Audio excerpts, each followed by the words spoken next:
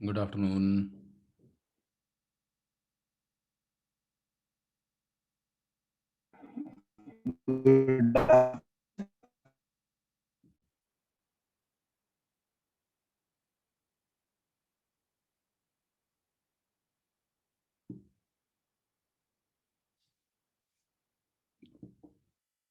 हाँ जी, screen.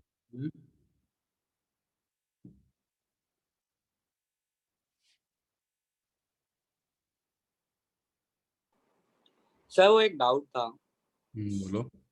Sir वो जो अनिकेत ने शायद आपको क्वेश्चन भेजा था कि वो हुप के एक रिंग के अबाउट स्ट्रिंग लगाई हुई है और रिंग फिर के वो कॉन्स्ट्रेंट्स का इस बात से तो कोई लिंक नहीं आया कि रिंग के मासिस हैं कि नहीं। तो मासिस को इग्नोर करो, टेंशन सेम लेके कंस्ट्रेंट निकालो, वही आंसर आएगा, चाहे मासिस हो चाहे नहीं हो।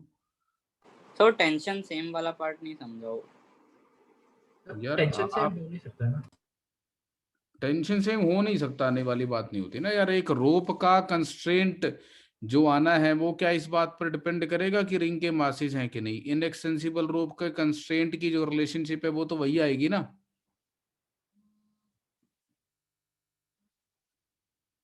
एक मिनट, मैं म्यूट कर रहा हूँ, मेरी एक कॉल आ रही है, वो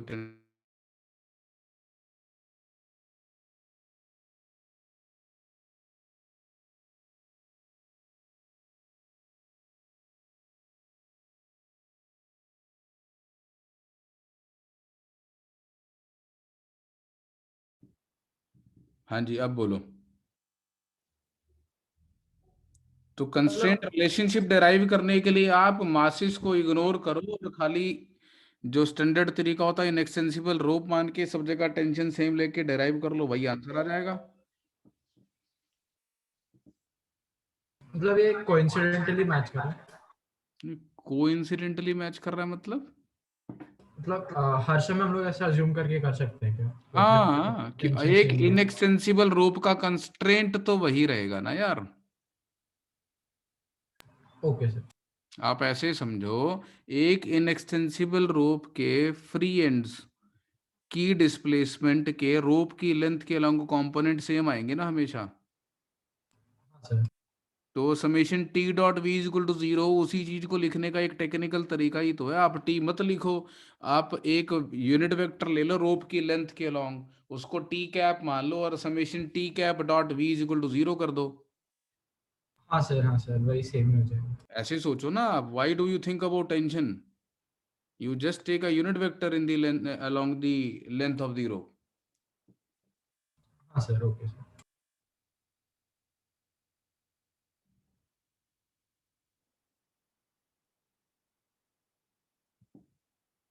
आगे सब कोई रह गया?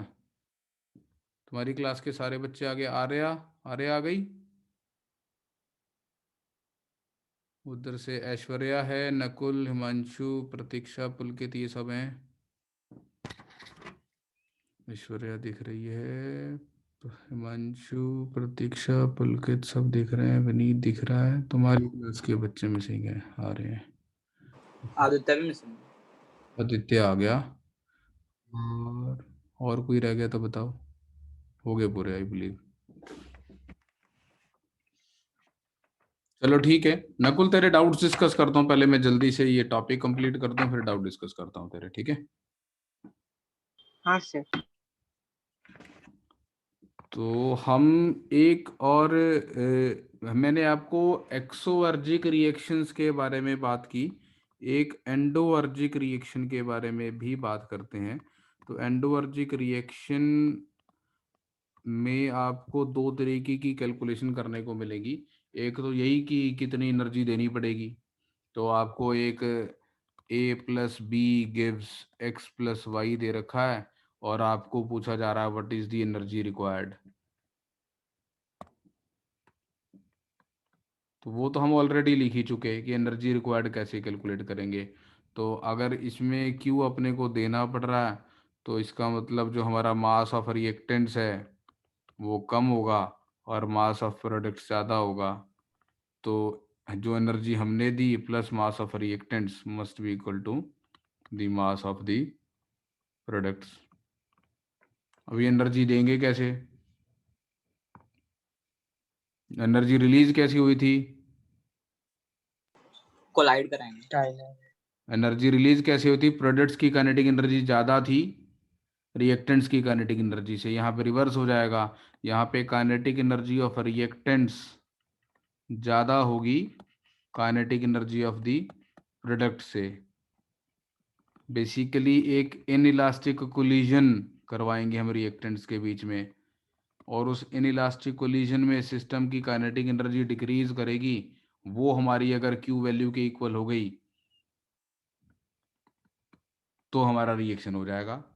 The decrease in kinetic energy due to inelastic collision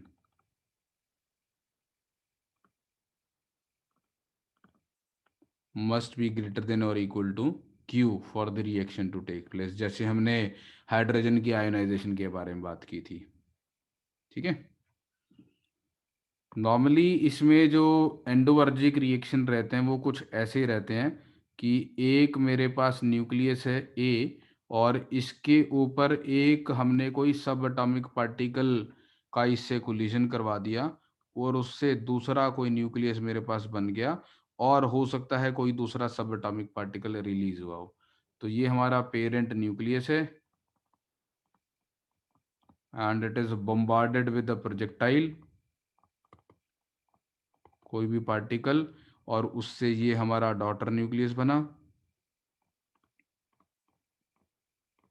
और ये हमारा कोई पार्टिकल एमिट हो गया उस प्रोसेस में। इसको शॉर्ट में ऐसे भी लिखा जाता है, A bracket X comma Y B. इस रिएक्शन की नोटेशन है ये। तो A bracket X comma Y B, इसका मतलब है ए के ऊपर एक्स की बम्बार्डमेंट हुई जिससे बी न्यूक्लियस बना, और वाई एक और दूसरा पार्टिकल जनरेट हुआ इस प्रोसेस में। ठीक है। सर सर आप बस वो इनइलास्टिक कोलिजन वाला बस एक बार पॉइंट रिपीट कर सकते हैं प्लीज?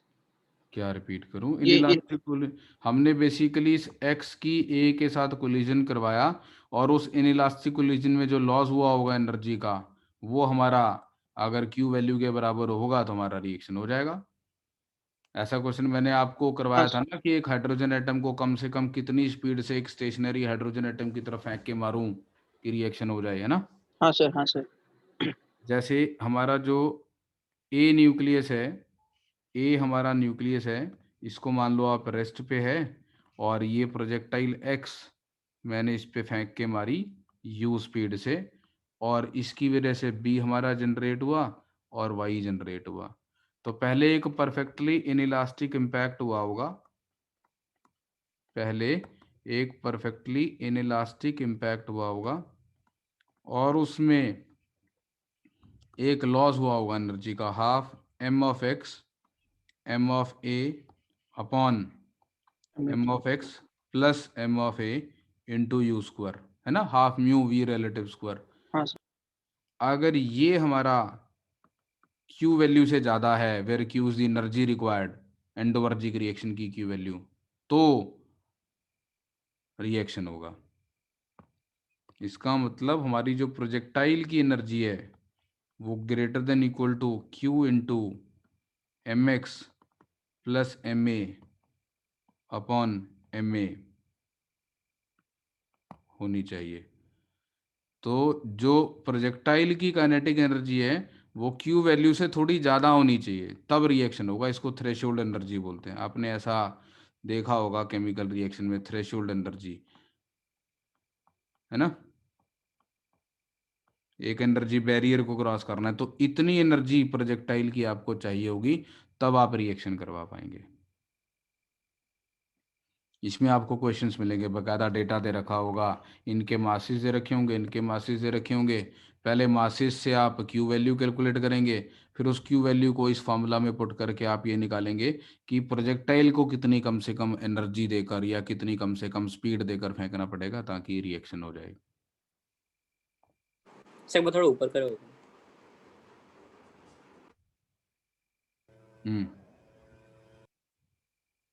उससे थोड़ा सा ऊपर।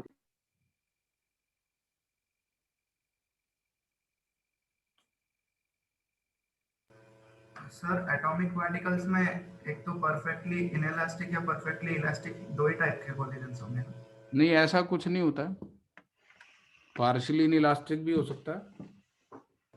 सर फिर उस पे वो ई को कैसे डिफाइन करेंगे? ई तो मिनिमम चाहिए ना यार। ई को कैसे डिफाइन करेंगे? तो ई वैसे ही डिफाइन होता है। ई एक मैथमेटिकल क्वांटिटी है जो रिलेटिव वेलोसिटी ऑफ सेपरेशन और रिलेटिव वेलोसिटी ऑफ अप्रोच की रेशो को रिप्रेजेंट करेगी। जैसे नॉर्मल कोलिजन्स में डिफाइन करते हैं, ई को वैसे ही डिफाइन करेंगे हम। वहां पे बस वो एक मैथमेटिकल पैरामीटर है उसकी इनइलास्टिसिटी मेजर करने के लिए।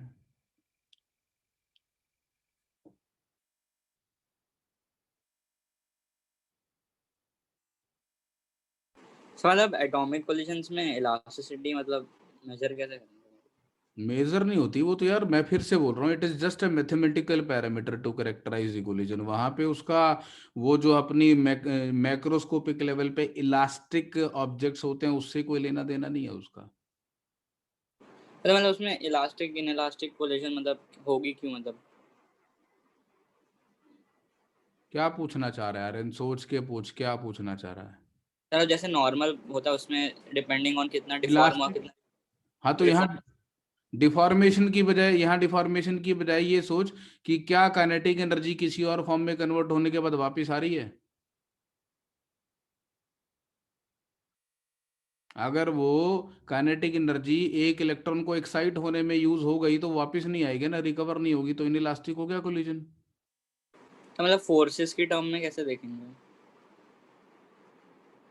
फोर्सेस की टर्म्स में नहीं यार, आप दो रिजिड ऑब्जेक्ट्स का कोलिजन नहीं करवा रहे हो ना, आप दो सिस्टम ऑफ पार्टिकल्स का कोलिजन कर रहे हो। एक हाइड्रोजन एटम का दूसरे हाइड्रोजन एटम से कोलिजन हो रहा है। मतलब कुछ फोर्स लगेगी तभी तो वो पूरा मतलब वेलोसिटी रीगेन नहीं कर पाएगा, मतलब वो कैसे होगा वो पूछ रहा था। अच्छा, अब आपने अगर प्रोटॉन एक प्रोटॉन और एक प्रोटॉन के कोलिजन की बात करते हैं, ठीक है, ये इन्फिनिटी से आया और ये v1 स्पीड से चल रहा था और ये v2 स्पीड से चल रहा था, और जब फाइनली दोबारा इनके बीच की v1 ग्रेटर देन v2 है, तो जब फाइनली दोबारा से इनके बीच की सेपरेशन इनफाइनाइट हो जाएगी तो ये v2 हो जाना चाहिए और ये v1 हो जाना चाहिए। बोलो। हाँ सर। क्योंकि यहाँ पे कोई और फॉर्म में एनर्जी जा ही नहीं सकती। इनिशियल पोटेंशियल एनर्जी जीरो है, फाइनल पोटेंशियल एनर्जी जीरो है, तो जितनी इनिशियल काइनेटिक एनर्जी थी उतनी फाइनल काइनेटिक एनर्जी होगी ही होगी। हाँ sir. But before that state is attained, when the separation has again become infinite, क्या फाइनल काइनेटिक एनर्जी इनिशियल के बराबर होगी? नहीं सर। कम होगी। हाँ सर। तो until that state collision आपका प्रॉपरली इलास्टिक नहीं हुआ। हाँ सर। ठीक है, अब एक तेरे पास प्रोटॉन है और ये एक प्रोटॉन इलेक्ट्रॉन के पेयर से आके टकराता है। अब यहाँ पे देर इज अ पॉसिबिलिटी कि जब यहाँ पे इनका इंटरेक्शन हो तो इस प्रोटॉन की वजह से इस इलेक्ट्रॉन पे जो फोर्स लग रही है उससे जो इलेक्ट्रॉन को एनर्जी मिल रही है उससे इलेक्ट्रॉन जंप करके किसी दूसरे ऑर्बिट में चला जाए। हाँ सर। उससे चाहे ये दोबारा से वापस इनफाइनाइट सेपरेशन पे आ जाए, क्या दोबारा से काइनेटिक एनर्जीज उतनी हो जाएंगी? नहीं सर। नहीं होंगी, तो ये कोलिजन इनइलास्टिक नेचर का माना जाएगा। हाँ सर। हाँ सर। अब सर मतलब हम डेफिनेट दो पार्टिकल्स के लिए बता सकते हैं कि उसकी इलास्टिसिटी कितनी होगी? नहीं बता सकते ना, दो केवल दो पार्टिकल्स का कोलिजन हो रहा है तो यार अल्टीमेटली तो कोलिजन इलास्टिक बनेगा ही बनेगा। Elastic coefficient of restitution macroscopic bodies के लिए एक पैरामीटर इसलिए डिफाइन हुआ क्योंकि वहां पे आप बता नहीं सकते कि भैया फोर्स के लॉज क्या हैं एक्चुअली जब वो एक दूसरे को कंप्रेस कर रहे होंगे, है ना। वो एक एक्सपेरिमेंटल वैल्यू डिफाइन करते हैं, मतलब अलग अलग ऑब्जेक्ट्स के कोलिजन करवा के हम एक्सपेरिमेंटली डिटरमाइन करते हैं कि ये कितना कॉफिशिएंट ऑफ रेस्टिट्यूशन शो कर रहे हैं। यहाँ तो कोई ऐसी बात ही नहीं आ रही ना पिक्चर में। यहाँ तो ठीक। केवल एक ब्रॉडर डेफिनेशन यूज कर रहे हैं इलास्टिक होना कोलिजन का या इनइलास्टिक होने का मतलब है फाइनल काइनेटिक एनर्जी और इनिशियल काइनेटिक एनर्जी में डिफरेंस आ रहा है क्या? तो सर मतलब हम सिर्फ एनर्जीज के टर्म्स में यहाँ पर डिफाइन करते हाँ, सर फाइनल से आपको मतलब है जब इन्फिनिटी पे जब कोई इनके बीच में इंटरेक्शन नहीं है। इंटरेक्शन खत्म हो गया दोबारा से। Sir projectile more than one हो सकते हैं क्या? मतलब अगर 3 सिस्टम ऑफ पार्टिकल्स को आपने इनइलास्टिक प्योरली इलास्टिक क्वेश्चन करवाया।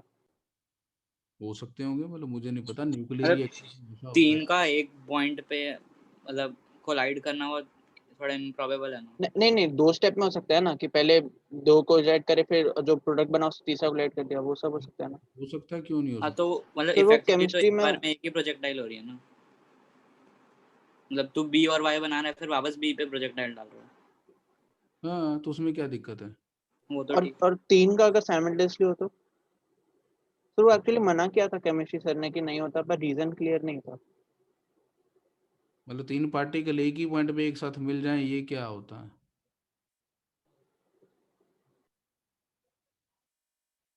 और क्या मतलब पार्टिकल्स के कोलिजन से मतलब क्या? ये प्रोटॉन इस प्रोटॉन से टकराया होगा तो क्या इसने जाके सही में उसको टक्कर मार दी होगी, छू दिया होगा इसको उसने?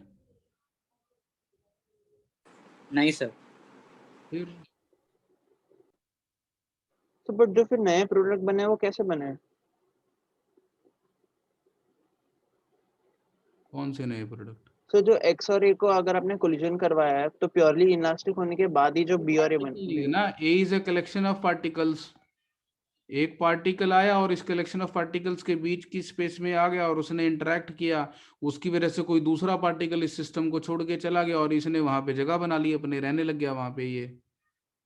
तो ये एक अलग न्यूक्लियस दिखेगा अब। Okay sir, yes sir. एक न्यूक्लियस का एटॉमिक नंबर उसकी प्रॉपर्टीज डिफाइन करता है ना यार। हाँ सर। अगर उसका एटॉमिक नंबर 6 है तो वो कार्बन की तरह बिहेव करता है, 7 है तो नाइट्रोजन की तरह बिहेव करता है। क्यों? तो अगर हाँ एक सर। कलेक्शन ऑफ पार्टिकल्स थी जिसमें 6 प्रोटॉन और 6 न्यूट्रॉन थे, और बाहर से एक प्रोटॉन आके इसके अंदर घुस के यहीं रहने लग गया, तो ये ट्रांसफॉर्म हो गया ना, ये डिफरेंट न्यूक्लियस कहलाएगा। हाँ सर। हाँ सर, yes, sir। तेरा तो क्वेश्चन ही खत्म हो गया ना। अब तुम पता नहीं क्या सोच रहे हो इसके बारे में कि वो ट्रांसफॉर्म कैसे हो गया, नया कैसे बन गया। हाँ सर, समझ गया सर। वेग थॉट प्रोसेस के साथ कुछ भी उल्टा सीधा सोचने की कोशिश कर रहे हो। जरा अगर आप बिल्कुल बारीकी से पेशेंस से सोचोगे तो यू विल योरसेल्फ थिंक यार आप यूजलेस थॉट प्रोसेस पे जा रहे हो, आप गलत सोच रहे हो, आप पता नहीं क्या समझ रहे हो। एक्स ने ए में घुस के उसको बी कैसे बना दिया? तो ए और बी क्या है? They are a system of particles. A के अंदर कॉन्फ़िगरेशन ऑफ पार्टिकल्स अलग थी, बी में कॉन्फ़िगरेशन ऑफ पार्टिकल्स अलग है, that is why we name them A and B. That's all, इतनी सी बात है ना बस। हाँ सर। तुम पता नहीं क्या सोच रहे हो।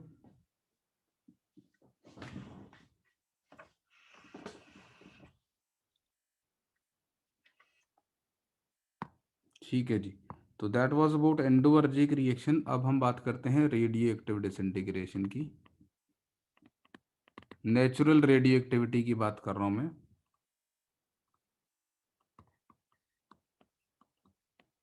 तो नेचुरल रेडियो एक्टिविटी बेसिकली एक स्पॉन्टेनियस प्रोसेस है।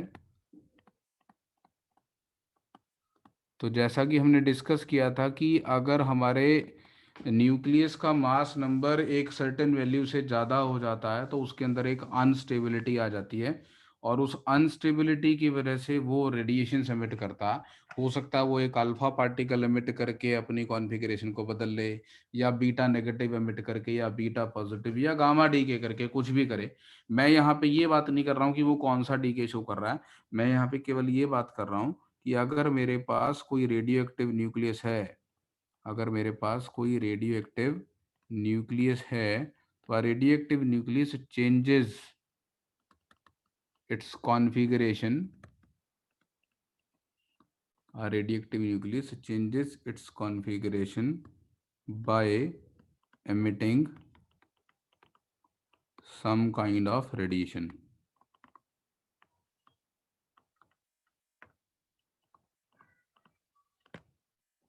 ठीक है, और ये नेचुरल प्रोसेस है। नाउ रेडियो एक्टिव डिसइंटीग्रेशन जो है उसको मेजर करने के लिए हम एक टर्म डिफाइन करते हैं डीके पर सेकेंड।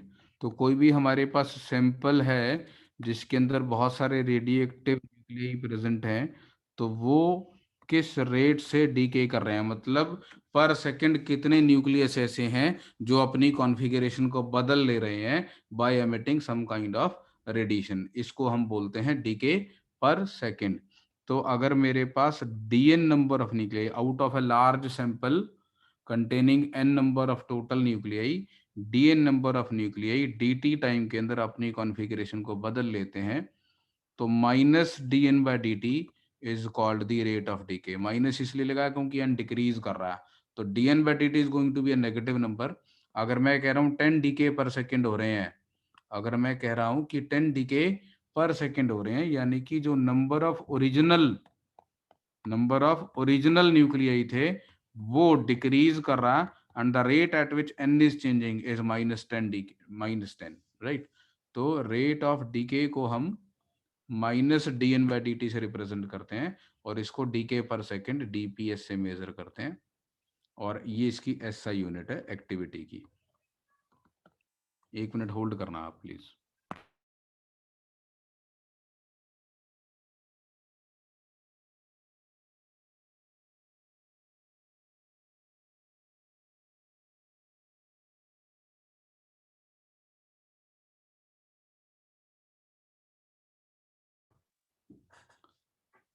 तो इसकी एसआई यूनिट है हमारी DK per second.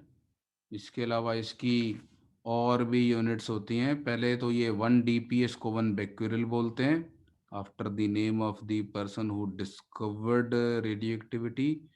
1 becquerel spelling बताएगा कोई becquerel के? BAC BAC आगे QUERAL। तो 1 becquerel, और कैपिटल BQ से रिप्रेजेंट करते हैं इसको, तो that is 1 DK per second. इसके अलावा और भी यूनिट होती हैं रेडियो एक्टिविटी की। एक होती है rutherford, and 1 rutherford is 10⁻6 decay per second. और एक होती है curie, and 1 curie is 3.7 into 10⁻10 DPS, जहां तक मुझे याद है। यही होती है क्या? देखा तुम में से किसी ने ऐसा? हाँ सर। ठीक है, तो ये ऐसा यूनिट है 1 becquerel, 1 डीपीएस, 1 रदरफोर्ड या 1 क्यूरी। ठीक, तो रेडियो एक्टिव सैंपल्स को उनकी एक्टिविटी से मेजर किया जाता है। मतलब जैसे क्वालिटी बोलते हैं ना अरबी, मेरे को इतनी एक्टिविटी वाला यूरेनियम सैंपल चाहिए, या इतनी एक्टिविटी वाला मतलब रेडियम रेडॉन जो भी होते हैं, मतलब ऐसे सैंपल चाहिए। तो जनरली जो रेडियो एक्टिव सैंपल्स हैं वो अपनी एक्टिविटी से करेक्टराइज होते हैं कि इनकी एक्टिविटी इतनी है।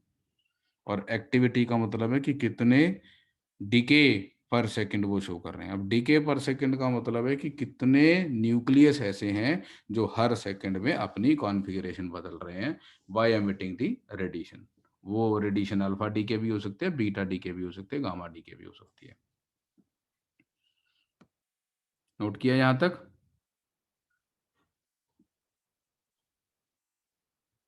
हाँ सर। कर दूं क्लियर? सर सर मैं अभी बीच में डिस्कनेक्ट हो गया था जस्ट अभी तो आपने रेट ऑफ डीके को ही एक्टिविटी बताया था। हाँ, ठीक है, तो उसके बाद आपने क्या बताया सर? ये जो स्क्रीन पे लिखा हुआ। ठीक है सर, वो यूनिट्स ही है। Okay sir.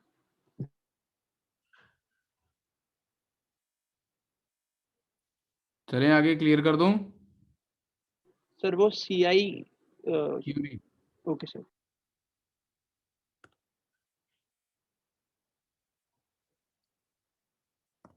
चलिए, law of radioactive disintegration की बात करते हैं हम।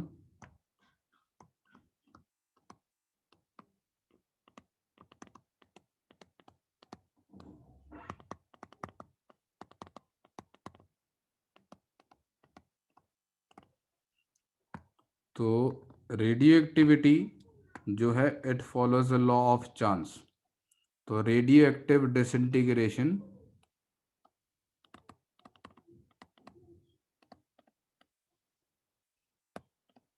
follows a law of chance।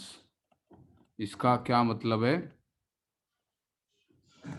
इसका मतलब यह है भैया, सब किस्मत का खेल है, क्या पता किसकी किस्मत कब खुल जाए। तो केवल एक प्रोबेबिलिटी होती है किसी पर्टिकुलर न्यूक्लियस के डिसइंटीग्रेट करने की। आप किसी भी तरीके से ये प्रेडिक्ट नहीं कर सकते कि ये न्यूक्लियस कितनी देर में डीके कर जाएगा। प्रोबेबिलिटी बता सकते हैं बस, एग्जैक्ट नहीं बता सकते। लॉ ऑफ चांस का ये मतलब होता है। तो इसका मैं स्टेटमेंट लिख रहा हूं। तो out of A given number of active nuclei in a sample, it is absolutely impossible to predict whether a given nucleus will be among the small number of nuclei that are going to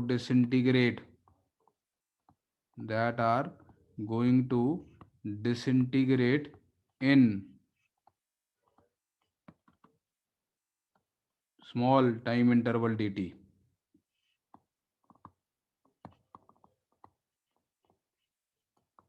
आप एक broader picture दे सकते हैं कि अगले dt time में इतने number of nuclei disintegrate कर जाएंगे। मतलब आपको रेट पता है, -dn/dt। तो आपको ये मालूम है कि इसकी एक्टिविटी 10⁻⁶ डीके पर सेकंड की है, 1 रदरफोर्ड एक्टिविटी है किसी सैंपल की।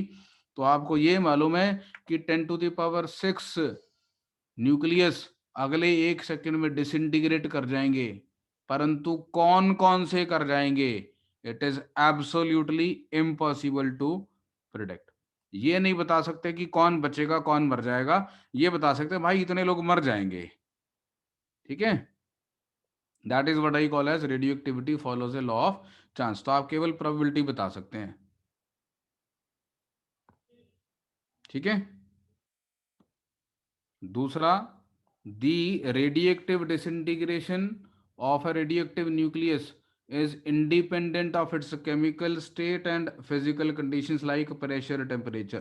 वो खुले में रखा हुआ या जमीन में दबा रखा है, मोल्टन स्टेट में या किसी केमिकल कंपाउंड में या एलिमेंटल स्टेट में, ये किसी भी तरीके से रेडियोएक्टिव डिसइंटीग्रेशन को अफेक्ट नहीं करते। अगर एक न्यूक्लियस ने डिसइंटीग्रेट करना है तो वो कर ही जाएगा, चाहे उसको जमीन में दबा के छोड़ दो आप। ठीक है, so the chemical and physical state, temperature, pressure or any other thing does not do not affect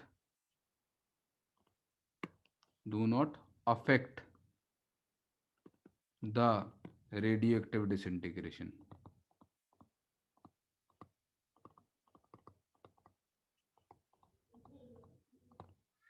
हम केवल broadly by means of observations or by means of statistical analysis इतना बता सकते हैं कि रेडियो एक्टिविटी का जो लॉ है वो फर्स्ट ऑर्डर रिएक्शन है।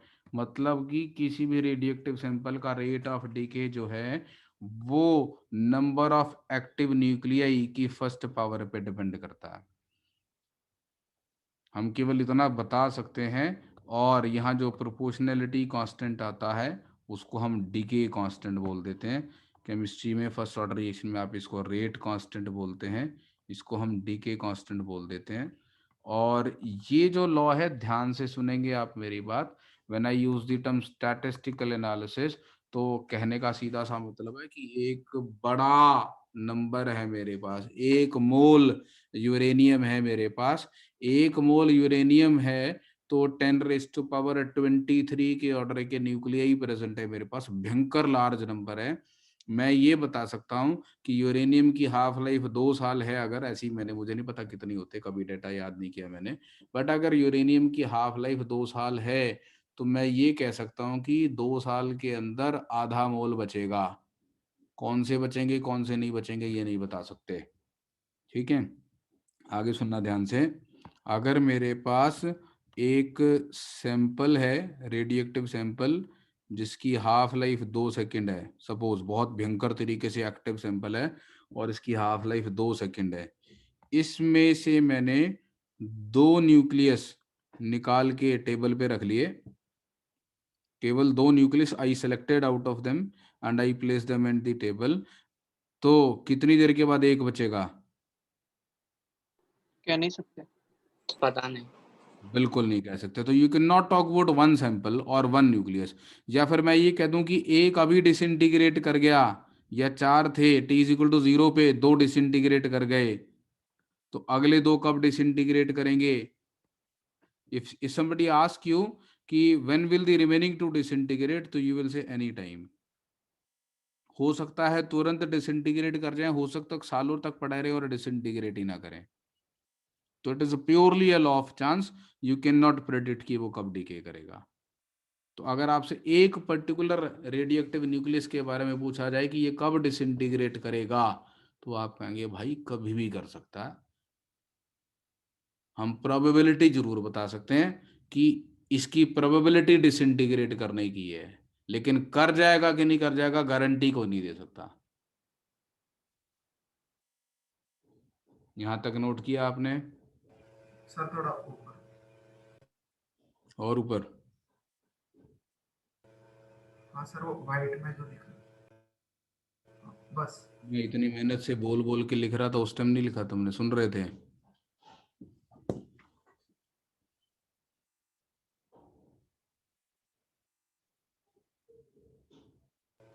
हो गया सर।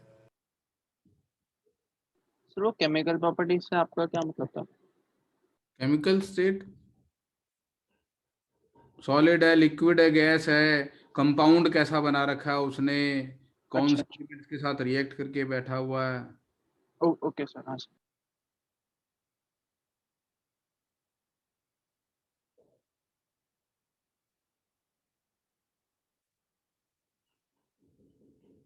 तो बस एक थोड़ा सा ऊपर कर सकते हैं, 1 सेकंड के लिए?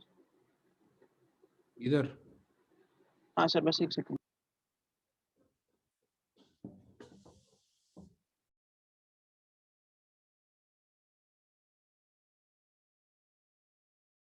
हाँ सर,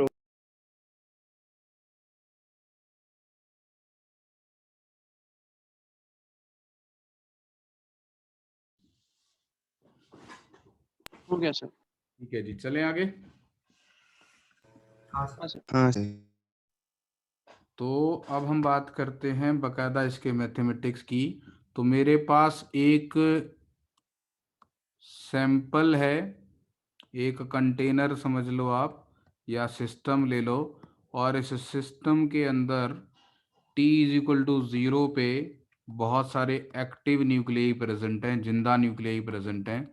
तो जिंदा है मतलब ये सब रेडियो एक्टिव हैं और ये अपनी कॉन्फ़िगरेशन चेंज कर सकते हैं। ठीक है, और इसको मैं बोल देता हूँ N0। N0 is the number of active या जिंदा nuclei present at any time and at time as taken as T=0। अब किसी टाइम T के बाद किसी टाइम T के बाद इस कंटेनर में number of active nuclei N बचे, और ऐसे समझो कि इन्होंने अपनी कॉन्फ़िगरेशन बदल ली होगी बाकियों ने, तो N is the number of active nuclei left, और इसका मतलब N-N0 वो न्यूक्लियाई हैं जिन्होंने डिसइंटीग्रेशन शो कर दी, अल्फा बीटा गामा जो उनको पसंद था वो कर लिया, और वो डिकेड न्यूक्लियाई हो गए। Sir N0 minus. बिल्कुल जी, thank you. N0 minus N will be the number of decayed nuclei. अब by the law of radioactive disintegration dN/dt first order reaction है, तो dN/dt का negative, the rate at which n is decreasing is directly proportional to the number of active nucleus, so it is equal to lambda n। तो यहाँ से मेरे पास dN/n की value minus lambda dt आ जाती है। इसको इंटीग्रेट कर देंगे n0 से n, 0 से t, और ये बिल्कुल RC सर्किट का डीके जैसा आ जाएगा। ln of n/n0 is equal to minus lambda T, so n is equal to n0 into E raise to power minus lambda T. तो ये हमारे पास सिचुएशन आ गई। ठीक है, तो ये n0 हो गया, ये n हो गया, और n की वैल्यू होगी n0 ई रेज और माइनस लैम्डा टी। तो कितने डिकेड न्यूक्लियाई हैं, तो डिकेड हो जाएंगे n0 into 1 minus e raise और माइनस लैम्डा टी, राइट। अब आपसे पूछा जाए कि ये कोई एक न्यूक्लियस था x, ये t टाइम के अंदर डिसइंटीग्रेट कर गया होगा, इसकी क्या प्रोबेबिलिटी है? 1 minus e raised to minus lambda. कैसे?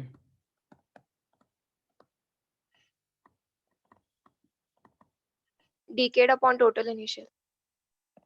बिल्कुल। तो what is the probability that one particular nucleus has decade? तो ये क्वेश्चन ऐसा हो गया ना कि एक बॉक्स है, उसमें बहुत सारी बॉल पड़ी हैं, एक बॉल निकाली, बताओ वो डिकेड थी या अनडिकेड थी, है ना। तो इस एक्स के डिकेड में पाए जाने के कितने चांसेस हैं? तो number of favourable cases divided by the total number of cases. So there is a probability. So this is the probability of one particular nucleus to decay in time t. ठीक है। हाँ sir.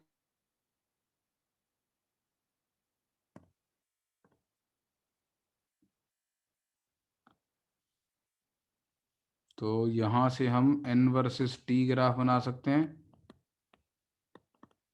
तो n is n0 E raise और minus lambda T, तो exponential decay का graph बनेगा।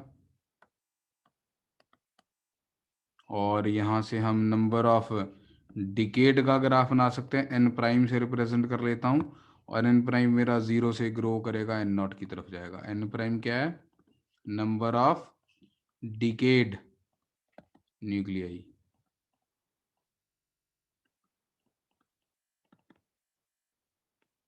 और n0 is number of active nuclei.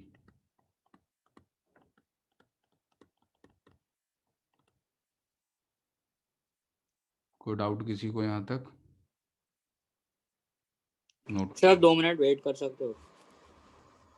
तो ऊपर कर देंगे सब, क्या क्या पढ़ा। ऊपर वाला तो बेटे अब नहीं है, उसके लिए आप वीडियो देख लेना, आपको मैं वीडियो अवेलेबल करवा दूंगा पूरा। फिलहाल मैंने रेडियोएक्टिव डिसइंटीग्रेशन स्टार्ट किया है, तो मैं आपको ये बता रहा हूँ कि अगर मेरे पास कोई कंटेनर है जिसमें initially n0 number of nucleus थे, तो t टाइम के बाद जो नंबर ऑफ एक्टिव न्यूक्लियस हैं वो n बचे, और बाकी के ट्रांसफॉर्म हो गए किसी दूसरे न्यूक्लियस में, अल्फा बीटा या गामा डीके शो करके। तो n0 माइनस n को मैं बोल रहा हूँ डिकेड न्यूक्लियाई, n को बोल रहा हूँ जो अभी भी एक्टिव बचे हैं। तो हमारा law of radioactive disintegration first order reaction है, तो rate at which n is changing with time is directly proportional to n। Lambda को बोलते हैं डिके कांस्टेंट। तो अभी फिलहाल तो मैंने यही पढ़ा है, इसमें कुछ पूछना है आपको तो देखो। वो जो n है वो ठीक है, समझ गया सर। ठीक है।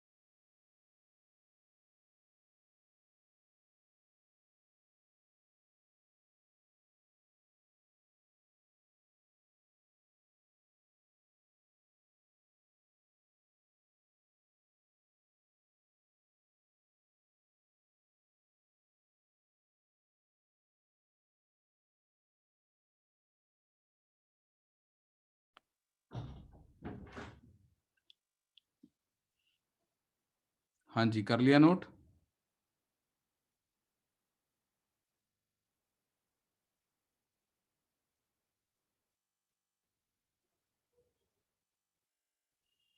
हाँ चलूँ आगे? Yes sir. हाँ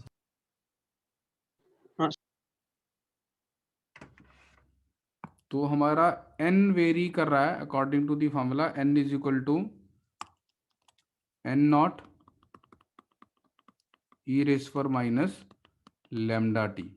अब ये फर्स्ट ऑर्डर रिएक्शन वाली चीज है, और फर्स्ट ऑर्डर रिएक्शन की सबसे बड़ी कैरेक्टरिस्टिक होती है इसकी जो हाफ लाइफ है वो इस बात पे डिपेंड नहीं करती कि what is the initial concentration. Half life is independent of the initial concentration.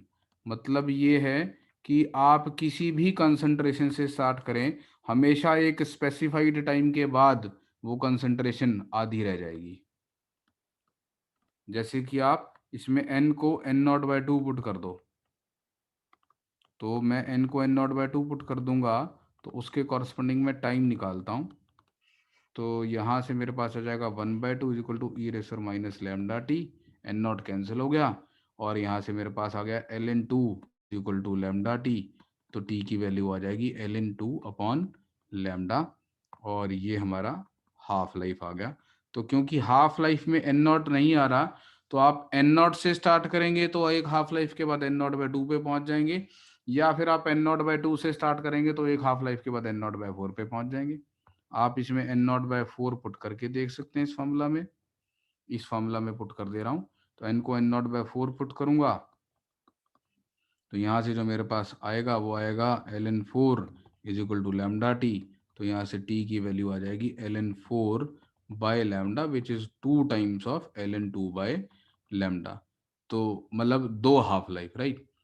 तो दी आइडिया इज कि अगर आपके पास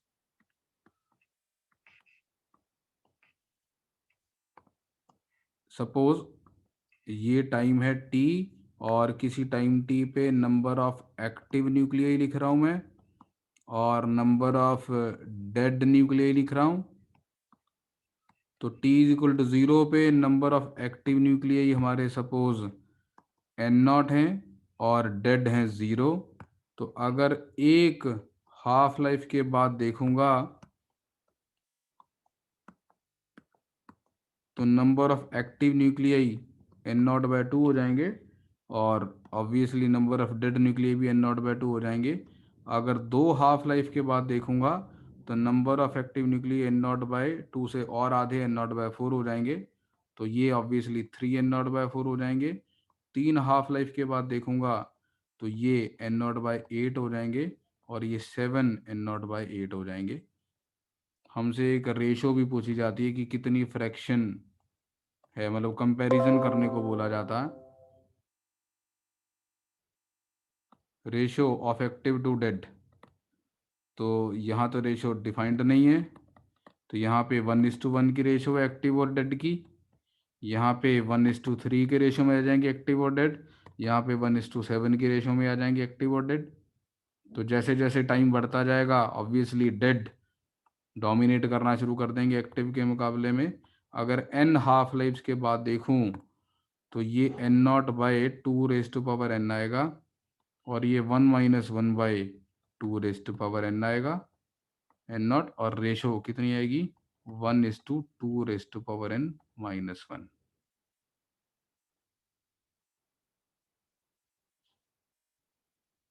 ठीक है, ये नोट करेंगे इन्फॉर्मेशन।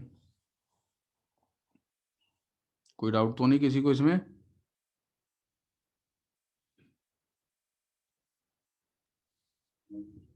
No sir.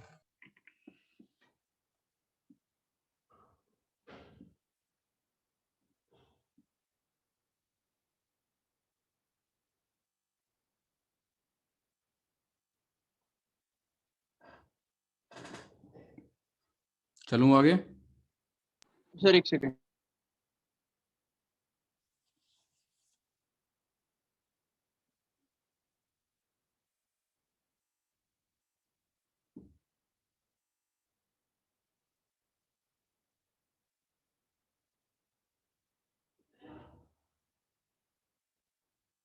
हाँ सर।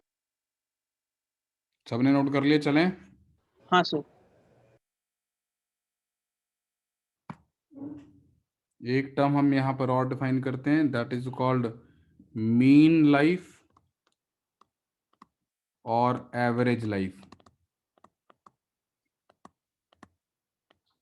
तो मीन लाइफ या एवरेज लाइफ, जैसे आपने कभी सुना हो तो ऐसा बहुत कॉमनली बोलते हैं कि ये वाली स्पीशीज का एवरेज लाइफ स्पैन इतना होता है, तो ह्यूमन बींग्स का एवरेज लाइफ स्पैन सपोज 65 या 70 ईयर्स का होता है। या फिर अगर आप बात करें फिश का या शार्क का या व्हेल का, तो अलग अलग स्पीशीज का अलग अलग लाइफ स्पैन होता है। एवरेज लाइफ स्पैन का मतलब है ऑन एन एवरेज उस स्पीशीज के लोग पैदा होने के बाद कितनी देर तक जिंदा रहते हैं। ठीक है। अब ये एवरेज लाइफ का मतलब क्या है यार? तो कुछ, जैसे ह्यूमन बींग्स की बात करूं, तो कुछ ह्यूमन बींग्स की डेथ बहुत अर्ली एजेस में हो जाती है, maybe because of diseases और maybe because of whatsoever reason. और कुछ ह्यूमन बींग्स 100 साल या तक भी जिंदा रहते हैं। तो अलग अलग टाइम पर अलग अलग लोगों की डेथ होती है, तो एक एवरेज लाइफ कैलकुलेट करते हैं। तो ऐसे ही मेरे पास अगर एक रेडिएक्टिव सैंपल है जिसका डीके कांस्टेंट लैम्डा है, मैं उसकी एवरेज लाइफ निकालना चाहता हूं, तो on an average life span कितना है? तो ऐसे समझें, सपोज बिगिनिंग में N naught number of active nuclei थे, तो इनिशियली इतने लोग थे, और एज टी अप्रोचेस इन्फिनिटी ये सारे मर जाएंगे। थ्योरेटिकली देखा जाए तो एज टी अप्रोचेस इन्फिनिटी ये सारे मर जाएंगे। तो किसी टाइम टी पे N is the active nuclei. अगर एन एक्टिव न्यूक्लियाई है तो अब तक एन माइनस एन नॉट जो है वो मर चुके हैं, दे हैव डाइड किसी टाइम टी पर। Now in next infinitesimally small time interval D T D N और मर गए। तो ये जो D N number of active nuclei है ये कब तक जिंदा रहे? टी तक। टी तक। तो ये जो D N number of active nuclei है इनका लाइफ स्पैन इतना है। तो टोटल लाइफ स्पैन एवरेज निकालनी है, तो that will be, T plus G T तक रहना जिंदा। हाँ तो उसको टी लिखने में दिक्कत कोई? नहीं ठीक है सर, नहीं सर। तो the average life is integration dn into t divided by n naught. That will be the mean life or the average lifespan. और dn की value lambda n dt with the minus sign है ना, और एक t और divided by n naught. Time goes from 0 to infinity, और n की value put कर देते हैं। सर लैम्डा माइनस का कुछ मतलब नहीं है। माइनस का कोई मतलब नहीं है क्या? मतलब डीएन तो मतलब हम तो नंबर लेंगे ना। पता नहीं, देखते हैं। तो minus lambda by N naught, और n की वैल्यू पुट कर देता हूँ N naught E raised power minus lambda T, और एक टी एरा और एक डी टी एरा 0 से इन्फिनिटी, और ये एन नॉट से एन नॉट कट गया, तो minus lambda into T E raised power minus lambda T D T का इंटीग्रल 0 से इन्फिनिटी। यहाँ तक कोई डाउट? No sir. करना जरा इसको इंटीग्रेट यार, आता है तो मैं बाई पार्ट्स करना पड़ेगा ना ये तो इंटीग्रेट। तो t as it is E raise to minus lambda T का integral E raise to minus lambda T by minus lambda, minus t का derivative 1 E raise to minus lambda T का integral E raise to minus lambda T by minus lambda, और ये हो जाएगा मेरे पास minus lambda बाहर, और ये हो जाएगा T E raise to minus lambda T upon minus lambda plus, इसको इंटीग्रेट करेंगे तो E raise to minus lambda T divided by एक और माइनस लैम्डा, तो माइनस लैम्डा स्क्वायर्ड। और अब इसमें 0 से लेकर इन्फिनिटी पुट कर देते हैं, तो क्या बचेगा?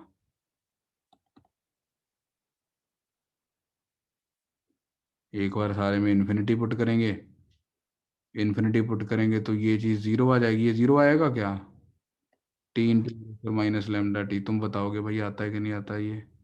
हाँ सर। इन्फिनिटी इंटू जीरो है ये। हाँ सर, जीरो होता हाँ सर 0 है। हाँ, ठीक है, तो ये जीरो हो गया इन्फिनिटी पुट करने पर, ये भी जीरो हो गया। अब जीरो पुट कर देते हैं, तो जीरो पुट करने पर ये कितना हुआ? जीरो, और ये हुआ minus one by lambda square. इसको माइनस करना था, हाँ सर, तो +1 वाला। तो ये बाहर माइनस ही रखना था ना, वो वाला माइनस नहीं लेना था, क्योंकि वो ऑलरेडी हम बात कर रहे हैं कि वो मर गए हैं ना। तो वन बाय लैम्डा,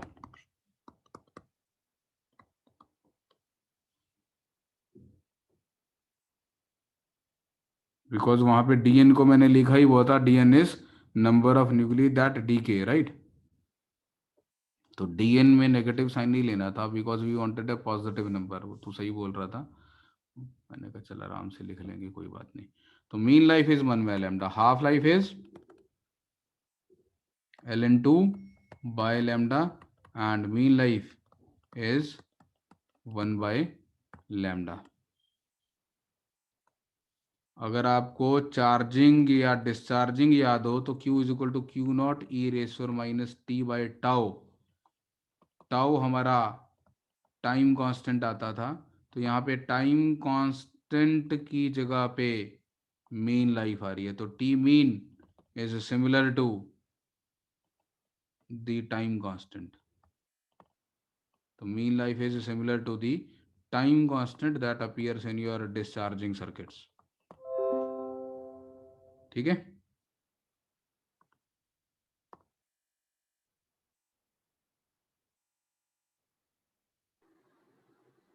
सर ये लास्ट वाली चीज क्या बताई सर आपने? n is equal to N naught E raise to minus lambda T. इसमें इसको N naught E raise to minus lambda, lambda T की जगह इसको टी बाई टी मीन लिख सकता हूँ। ओके सर, हाँ सर, ठीक है सर, समझ गया।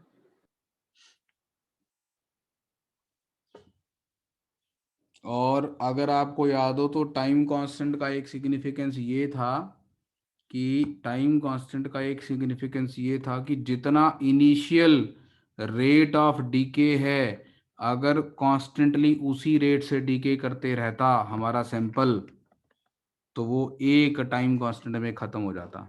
यानी यहाँ पे अगर एक टेंजेंट ड्रॉ करें, तो वो टेंजेंट जहाँ पे हमारा मीट करेगा टाइम एक्सिस को, वो हमारा मीन लाइफ है। अगर इनिशियल जो डीके का रेट है, अगर उसी रेट से हमारा सैंपल डीके करता रहता, तो वो एक मीन लाइफ में खत्म हो जाता।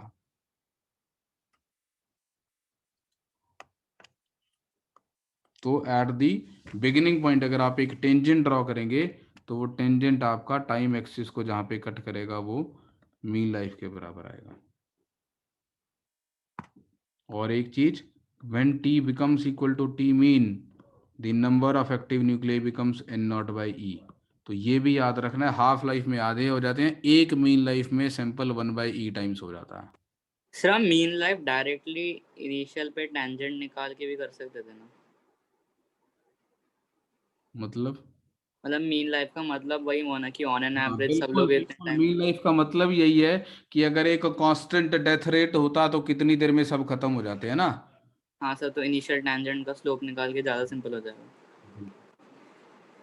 तो वो वाली चीज जो है ना, वो एक एनालिसिस करने के लिए फ्रीक्वेंसी एनालिसिस करते हैं ना स्टैटिस्टिक्स में, कैसे आप एवरेज वैल्यू निकालते हो, इसलिए मैंने वो फ्रीक्वेंसी वाला मेथड लगता है मुझे, फील आती है कि हाँ यार मैं क्या कैलकुलेट कर रहा हूँ, कितने लोग कितने समय तक जिंदा रहे, तो number of people into their age को मल्टीप्लाई करके समेशन कर दी, divided by total number of people कर दिया, तो एवरेज एज आ गई।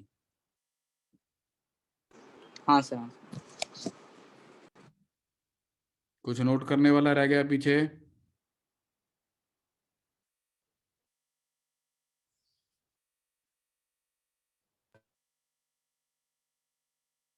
सर एक बार जूम आउट कर दीजिए ना। और जूम आउट करके दिखता है तुम लोगों को? ये लो, दिख रहा है सब? हाँ सर। हाँ सर। ठीक है।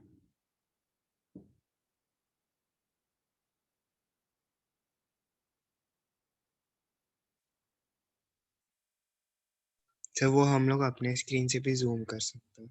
हम्म।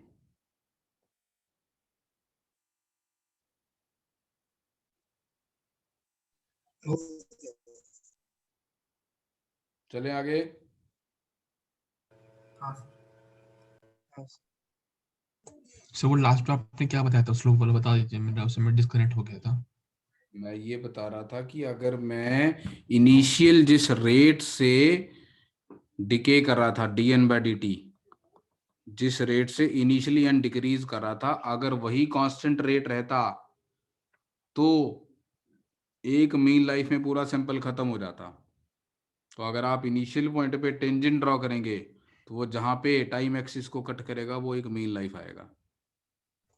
इसके लिए तो किसी पॉइंट जो ले सकते हैं और उसका वहां पर स्लोप बना के कट कर सकते हैं ना।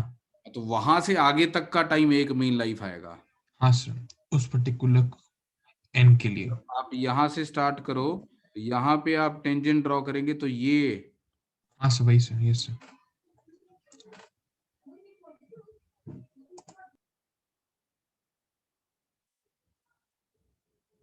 चलें आगे। Yes sir.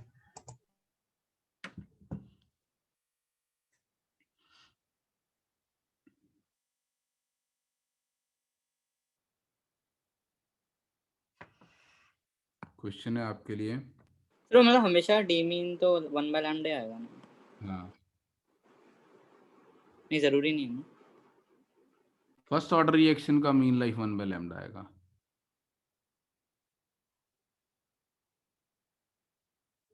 हाँ सर ठीक।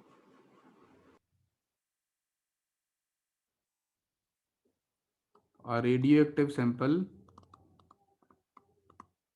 is being generated at a constant rate of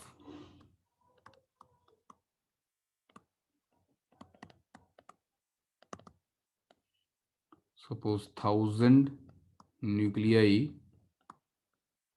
per second, या फिर at a rate of R0 लिख लेते हैं। The decay constant for its disintegration is lambda. If there were no nuclei present at the beginning,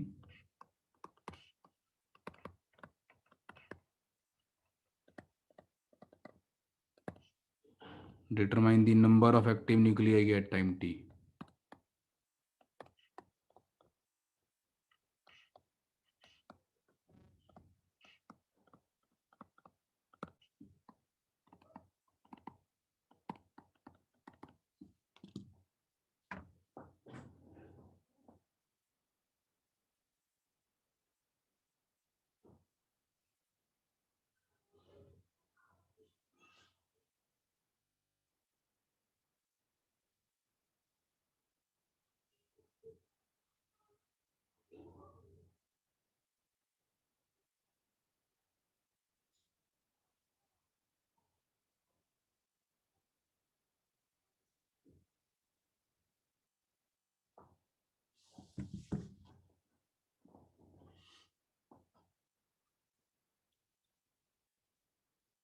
R0/λ 1 minus e to the power minus lambda t.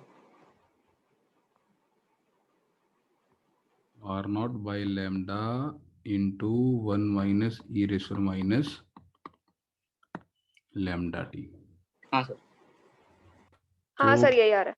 बिल्कुल किसी time t पर number of active nuclei अगर n है तो rate of change R0 minus lambda n होगा।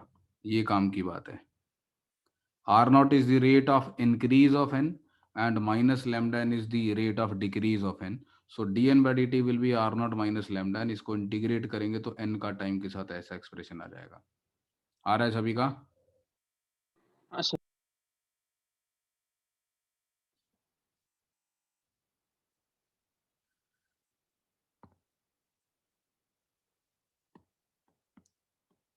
फिर एक इसमें जो दूसरा इंपॉर्टेंट चीज आती है वो सीरीज डीके के ऊपर आती है। तो सीरीज डीके में हमारा एक रेडियोएक्टिव न्यूक्लियस ए डिकम्पोज करता है बी में, और बी फर्दर रेडिएक्टिव है और वो सी में चेंज करता है। ठीक है, तो इसके लिए डीके कांस्टेंट λ1, इसके लिए decay constant λ2। T is equal to 0 पे इसके number of active nuclei n0 थे, इसके 0 थे, इसके 0 थे। तो किसी टाइम टी पर Na कितना होगा, Nb कितना होगा और Nc कितना होगा? How will you find this?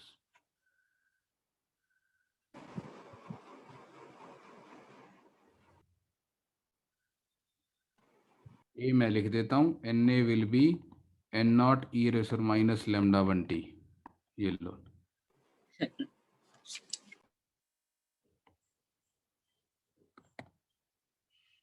और C हो जाएगा n0 minus Na minus Nb। बस एक काम रह गया, Nb निकालना, वो तुम कर दो।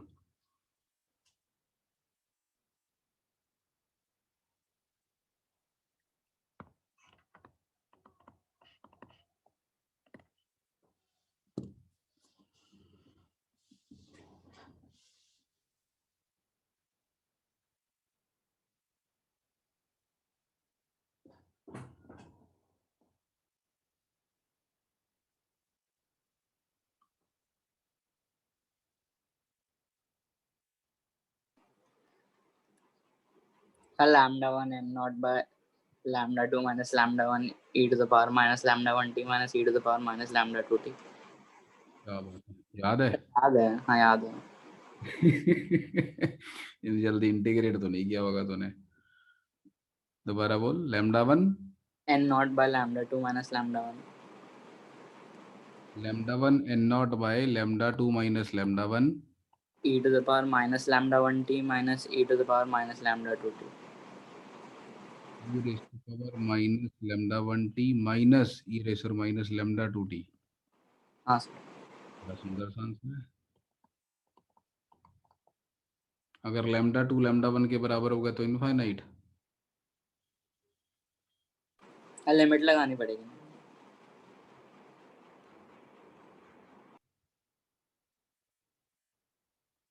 तो लिमिट लगाने से क्या हो जाएगा? मतलब 0/0 फॉर्म है। कहाँ 0/0 फॉर्म है? सर λ1 इक्वल टू λ2 कर दिया तो ऊपर भी 0 हो जाएगा, नीचे भी 0 है। मेरे को लग नहीं रहा था वो 0 आ रहा। तो d by dt of nb will B, nb के बनने का रेट है जिस रेट से na डिक्रीज कर रहा है, तो minus D by D T of na और minus lambda B nb।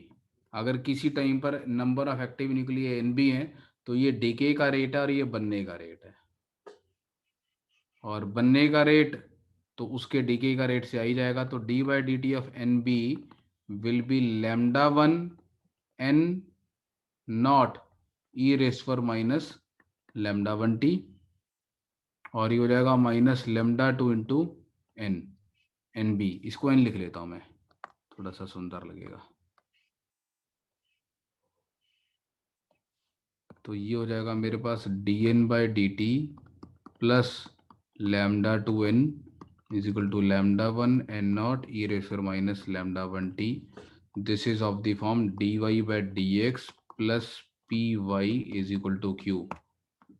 This is a differential equation, linear differential equation बोलते हैं, जिसमें p आपका λ2 है और q आपका ये है, और इसका जनरल सॉल्यूशन होता है y into E raise to power integration q dx is equal to integration of p into E raise to power integration q dx plus. यही होता है ना सॉल्यूशन? ठीक लिखा मैंने?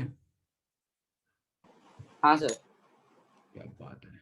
e to the power, हाँ ठीक है।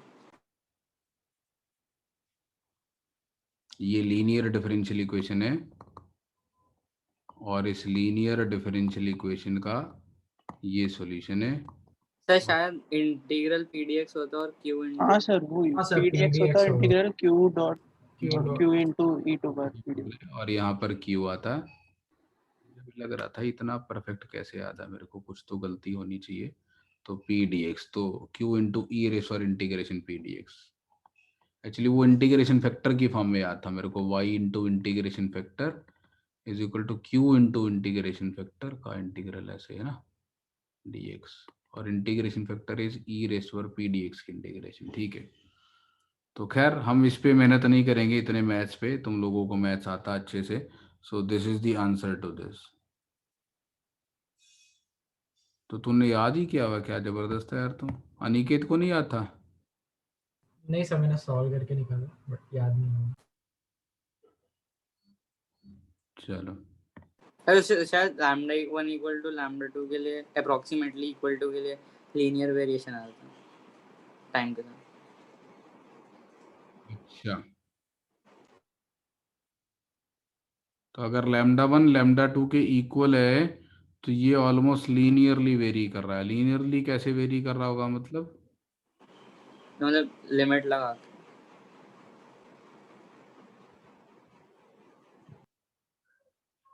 लीनियरली कैसे? बी पहले बढ़ेगा फिर घटेगा, ये तो पक्की बात है।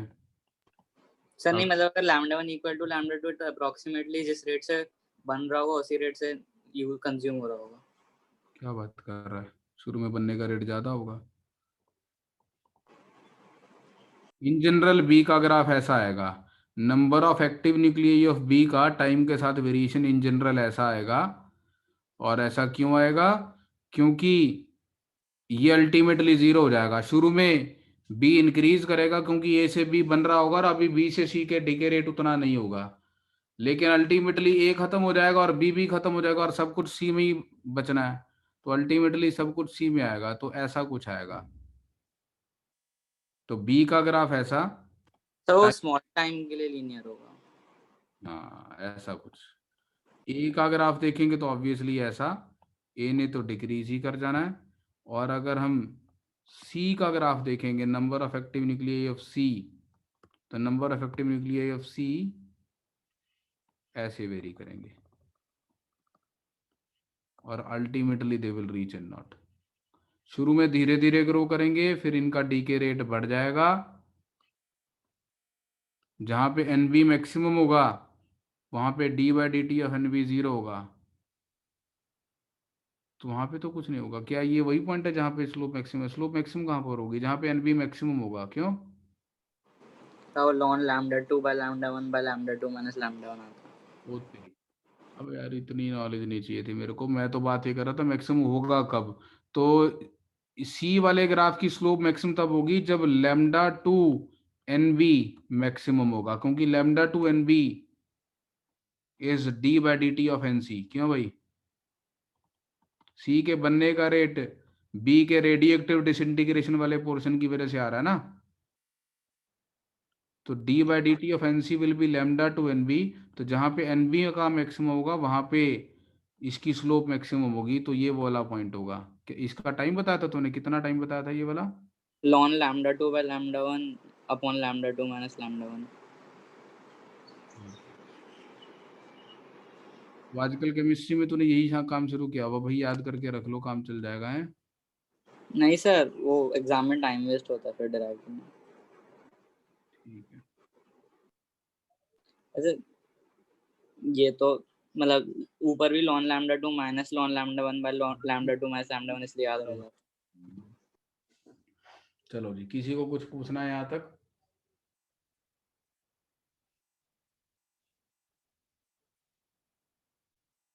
चलें आगे। बस एक क्लास चीज और मुझे आती है, वो मैं पढ़ा दूं, उसके बाद नकुल तेरे डाउट्स ले लेता हूँ जो थोड़े बहुत क्लियर कर पाऊंगा। तो पैरेलल डीके की बात करते हैं।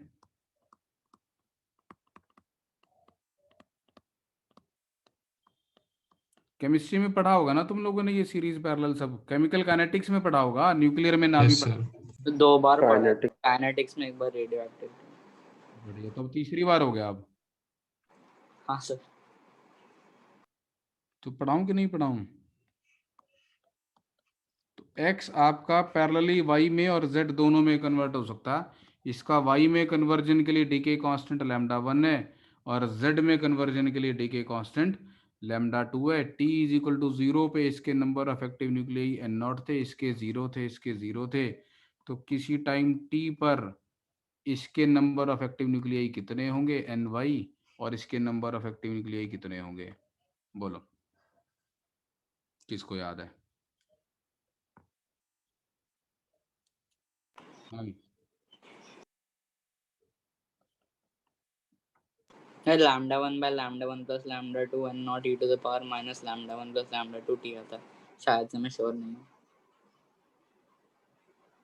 ऐसे समझो एन नॉट जो था वो किसी टाइम पर एन बचा, अब एन में से डी एन डिसइंटीग्रेट करेगा, तो डी एन जो डिसइंटीग्रेट करेगा ध्यान से समझना, तो जो वाई में कन्वर्ट होगा तो D by D T of N Y, ये जो होगा ये माइनस लैम्डा 1 सॉरी ये प्लस लैम्डा 1 इंटू एन के प्रोपोर्शनल होगा, और D by D T of N Z जो है ये प्लस लैम्डा 2 इंटू एन के प्रोपोर्शनल होगा। मतलब किसी भी टाइम टी पर जो y की फॉर्मेशन का रेट है और जो z की फॉर्मेशन का रेट है वो obviously total number of active nuclei पे डिपेंड करेगा, बिकॉज फर्स्ट ऑर्डर रिएक्शन है। तो y की फॉर्मेशन का रेट x के एक्टिव न्यूक्लियाई n पे डिपेंड करेगा, z की फॉर्मेशन का रेट भी x के एक्टिव न्यूक्लियाई पे डिपेंड करेगा।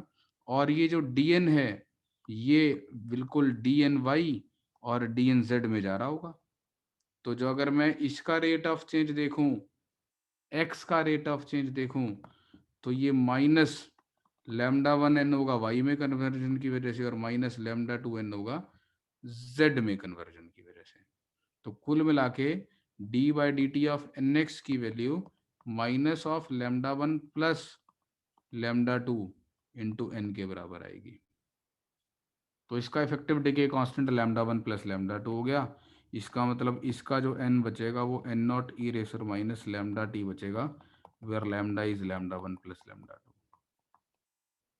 अब क्लियरली तूने थोड़ा गलत बोला ना, N naught 1 minus E raise to power minus lambda t is the total number of x that has disintegrated into lambda 1 by lambda 1 plus lambda 2 करेंगे तो क्या मिलेगा? y y, क्योंकि Yes. ny और nz की रेशियो लैम्डा 1 और lambda 2 के ratio में आएगी, और n naught into 1 minus E raise to minus lambda T into lambda 2 by lambda 1 plus lambda 2 करेंगे तो ये मेरे पास आएगा nz। दूसरी इंपॉर्टेंट चीज ये कि लैम्डा लैम्डा 1 प्लस लैम्डा 2 है, तो effective half life will be 1 by T 1 plus 1 by T 2, क्योंकि लैम्डा को ln 2 बाय टी हाफ लिख सकते हैं। क्या ये इन्फॉर्मेशन थी सबके पास? पहले से कुछ खास बताया मैंने ऐसा? नहीं सर। हाँ जी, तो आगे मूव ऑन कर सकते हैं मतलब।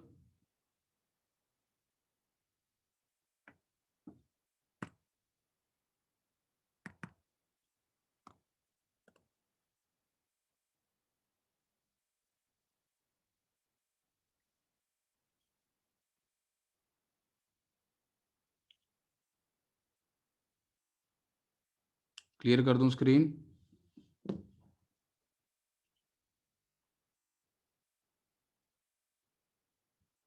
हाँ सर। चलिए, हाँ जी नकुल, कौन कौन से डाउट्स बताने रहते हैं तेरे इनमें से? कौन कौन से ऐसे हैं जो अब तो अपने आप कर लेगा और अब अभी मैं बता दूं? सर पहला और दूसरा। पहला और दूसरा, तो पहला मेरे को दिखाई दे रहा है यूरेनियम वाला। हाँ सर। ठीक है, तो ये क्वेश्चन मैं अभी स्क्रीन पे ले आता हूँ, होल्ड करें आप लोग।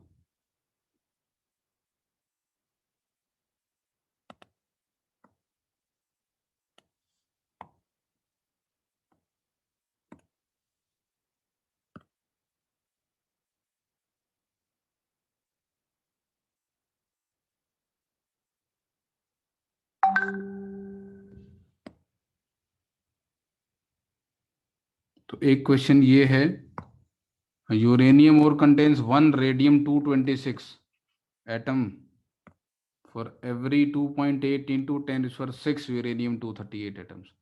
Calculate the half life of uranium given that half life of radium is 1600 years. Radium is a decay product of U238, मतलब U92 238 जब डीके करता है तो रेडियम 226 बनता है 88 ऐसा। और आपको इसकी हाफ लाइफ दे रखी है 1600 ईयर्स, और आपको बोला जा रहा है कि एक यूरेनियम का ओर है और उस यूरेनियम के ओर में हमारे पास 1 रेडियम एटम है फॉर एवरी 2.8 इंटू 10⁻26 यूरेनियम के कॉरस्पॉन्डिंग 1 रेडियम एटम है।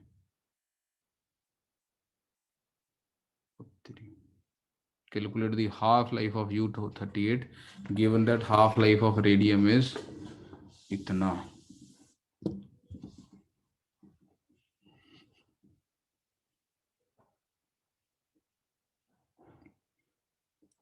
तो मैं कुछ इस क्वेश्चन को रीड करके ऐसा एक सीरीज डीके जैसी चीज देख रहा हूँ कि यूरेनियम डीके करता है रेडियम में और रेडियम आगे डीके कर जाता है, और हमें एक जनरल स्टेटमेंट दे दी कि हमारे यूरेनियम और उसमें हमें ये रेशो देखने को मिलती है। इसका मतलब ये है कि ये रेशो ऑलमोस्ट फिक्स रहती है। इसका मतलब ये है कि इस समय पर यूरेनियम का जो रेडियम में कन्वर्जन का रेट है वही रेडियम का आगे डिसइंटीग्रेशन का रेट होगा। तो यूरेनियम का जो कन्वर्जन का रेट होगा वो lambda of uranium into concentration of uranium, और जो रेडियम का डिसइंटीग्रेशन का रेट है वो lambda of radium into concentration of radium के बराबर होगा। अगर ये हमेशा इतनी ही वैल्यू रहती है तो उसने एक जनरल स्टेटमेंट दे दी कि भैया और उसमें ऐसा पाया जाता है। इसका मतलब हम ये मान रहे हैं कि स्टेडी स्टेट आ चुकी है और जिस रेट से यूरेनियम रेडियम में कन्वर्ट होता है उस रेट से रेडियम आगे कन्वर्ट हो जाता है। सर इसमें ऐसा नहीं लिखना चाहिए जितना रेडियम बन रहा है माइनस जितना मतलब ये lambda R A into N R. ये क्या चीज है? यूरेनियम का यूरेनियम से रेडियम में कन्वर्जन। हाँ सर ठीक है सॉरी। वही तो लिखा है मैंने। हाँ ये सर हाँ सर रेडियम की फॉर्मेशन का रेट है, ये रेडियम की डिसइंटीग्रेशन का रेट है। हाँ सर सॉरी। यहाँ से लैम्डा यूरेनियम निकल जाएगा, लैम्डा रेडियम आपको दे रखा है और इन दोनों की रेशियो आपको दे रखी है। क्यों भाई नकुल?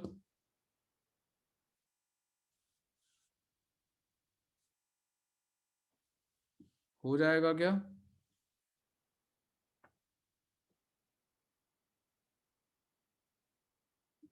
कोई जवाब नहीं है कि नहीं है?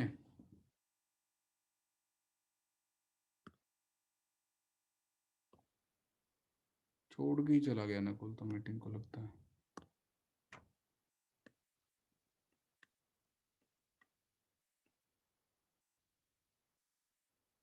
डिस्कनेक्टेड नहीं है। सर आपने इसका क्या बोला? मैं डिस्कनेक्ट हो गया था। मैंने ये बोला कि इसमें एक जनरल स्टेटमेंट दे दी गई है कि यूरेनियम में आपको हमेशा 1 रेडियम एटम देखने को मिलता है फॉर इतने यूरेनियम एटम। तो मतलब ये कि जब मतलब अगर मैं इन जनरल देख रहा हूँ यूरेनियम में हमेशा ये कंसंट्रेशन पाई जाती है, का मतलब है कि हमारी रेडियम की कंसंट्रेशन फिक्स्ड है। हाँ तो सर। ऐसा तब होगा जब रेडियम के बनने का रेट और डीके करने का रेट बराबर होगा। ये रेडियम का फॉर्मेशन का रेट है because of the disintegration of uranium, और ये रेडियम का डिसइंटीग्रेशन का रेट है आगे डीके की वजह से। हाँ सर समझ गए। चलो क्लियर है? सभी को क्लियर है? Yes sir. ठीक है, इसके बाद ये क्वेश्चन तो यार पता नहीं मेरे से होगा कि नहीं होगा। आई विल ट्राई, क्योंकि ये ऐसे क्वेश्चंस में स्टेटमेंट्स में थोड़ी कंफ्यूजन ही रहती है। फिर भी let me solve it.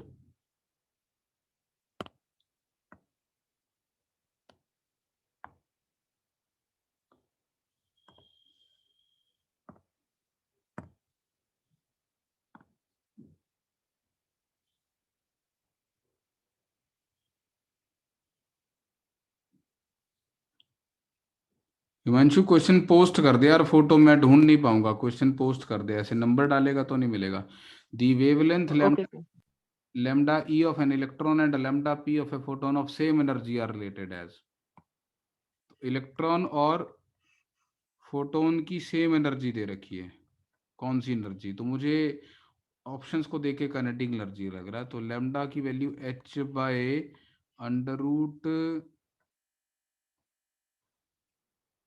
2m e, और फोटोन की लैम्डा की वैल्यू h बाय e होता है ना, h c बाय लैम्डा, तो lambda is H C by E. अब दोनों की ई सेम है तो इसका स्क्वायर कर लेते हैं और डिवाइड कर लेते हैं, तो lambda E square by lambda photon है, ये पीएच लिख लेते हैं।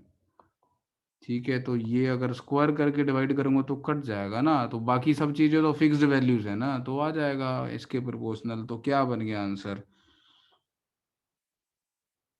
सेकंड ऑप्शन, हाँ सर। यही है आंसर। हाँ सर। चलो बच गया, ठीक हो गया। तो ये सेम एनर्जी से मतलब सेम काइनेटिक एनर्जी है, ठीक। हाँ सर। तो ये लैम्डा फोटोन को भी h/√2m लिख सकते हैं। नहीं नहीं नहीं, फोटोन और इलेक्ट्रॉन में बेसिक डिफरेंस यही है कि उसका रेस्ट मास 0 होता हाँ सर। हाँ। है ना। हाँ सर।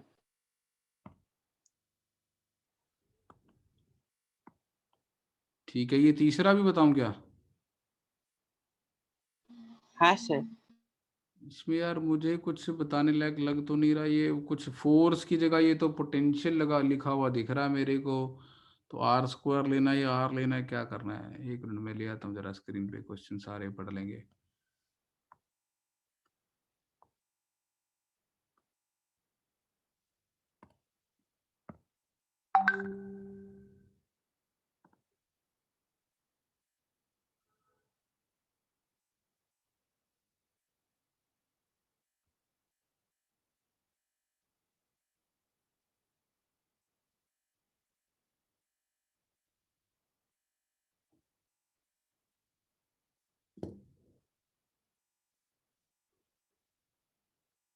तो ये एक क्वेश्चन है हमारे पास।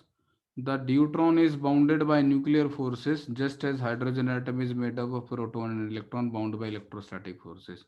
अब ये कह रहा है कि अगर हम कंसिडर करें force between the neutron and proton inside a deuteron in the form of a coulomb potential with an effective charge E dash, and we assume that this is force, estimate the value of E prime by E given that binding energy is 2.2 million electron volt। तो मुझे कुछ बहुत अच्छा समझ में तो नहीं आ रहा, बट मेरे को पहली बात तो ये एनर्जी लग रही है देखने में।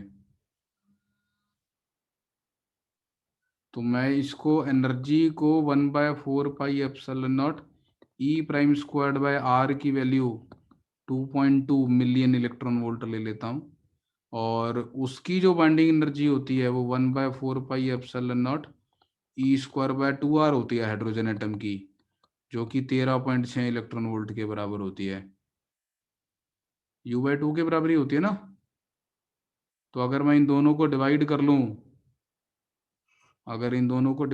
तो ई प्राइम स्क्वायर्ड बाय ई स्क्वायर्ड और एक 2 और बच जाएगा, इसकी वैल्यू 2.2 मिलियन इलेक्ट्रॉन वोल्ट यानी इंटू 10⁶ अपॉन 13.6 बच जाएगी।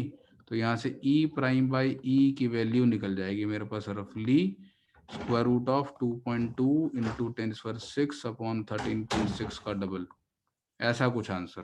हाँ भी देख,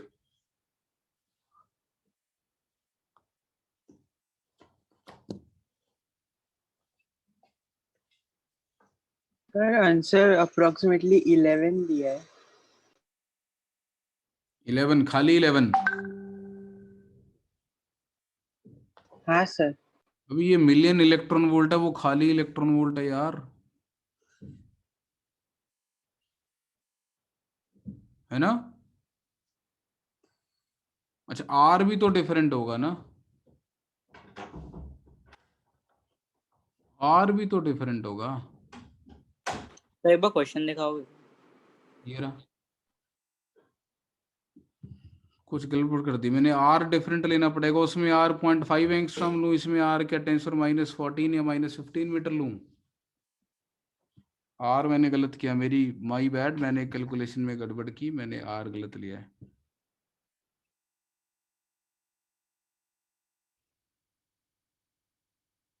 या बोहर्स एटॉमिक मॉडल लगा दूं यहाँ पे प्रॉपर और आर उससे निकालूं।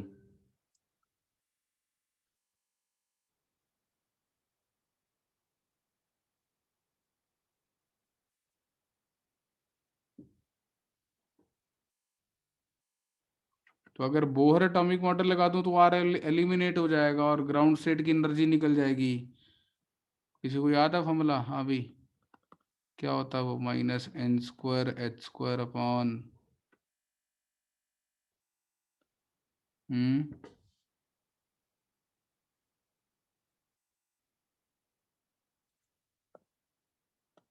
एक में, जैसे वो नहीं किया था मैंने, म्यूनिक एटम बनाया था, इलेक्ट्रॉन के अराउंड पॉजिट्रॉन पॉजिट्रोनियम एटम, ऐसी इसमें मास m/2 आएगा, वो भी बीच में लूं और उससे एनर्जी निकालूं।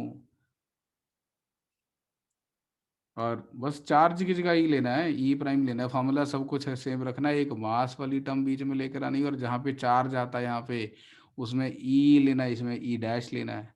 ऐसा कुछ करके देखें क्या? Sir me⁴/8 epsilon not square h² होता है बाइंडिंग एनर्जी। हाँ बोल। me⁴/8 epsilon not square h²। ये होती है, ठीक है। तो एक केस में यहाँ पे मास ऑफ इलेक्ट्रॉन आएगा जब हाइड्रोजन एटम की बात करेंगे, और जब ड्यूटेरियम में खाली प्रोटॉन और न्यूट्रॉन की बात करेंगे, प्रोटॉन न्यूट्रॉन, तो वहाँ पे रिड्यूस मास m/2 आएगा और वो मास ऑफ प्रोटॉन/2 आएगा, राइट, इंटू ई डैश की power 4 upon 8 epsilon not square h²। और ये वाली वैल्यू को मैं ले लेता हूँ 2.2 मिलियन इलेक्ट्रॉन वोल्ट, और ये वाली वैल्यू को मैं लिख लेता हूँ 13.6 इलेक्ट्रॉन वोल्ट, और इनको डिवाइड कर देता हूँ। सर अब आता है 11। आ रहा है इससे? हाँ सर। चलो, मतलब इसका मतलब बोर्स एटॉमिक मॉडल भी साथ में लगाना था अपने को, अदरवाइज तो आर चाहिए होता ना।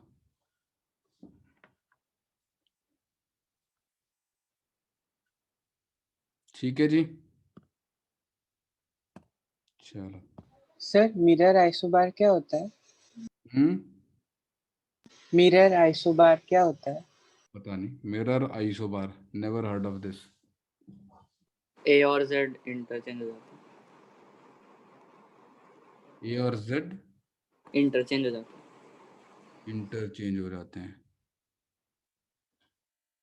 सर एक सेकंड चेक करता हूँ।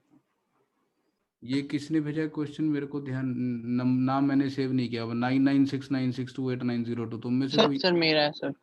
सार्थक? हाँ सर सर वो यूनिफॉर्म मैग्नेटिक फील्ड वाला। हाँ हाँ सर, इसमें सर मुझे थोड़ा दिक्कत हो रही है कि सर मैंने पहले BLV इक्वल टू -LdI/dt लिखा, उसके बाद सर यही मेथड अडॉप्ट करने का कि di/dt और v को लिख लेंगे dx/dt, तो i को x के टर्म्स में निकाल लेंगे। ये तो किया हुआ ना हमने इंडक्टर में ऑसिलेशंस। हाँ सर, बट इसमें मुझे प्रॉब्लम हो रही है सर कुछ। एनर्जी लिख के डिफरेंशिएट कर दे,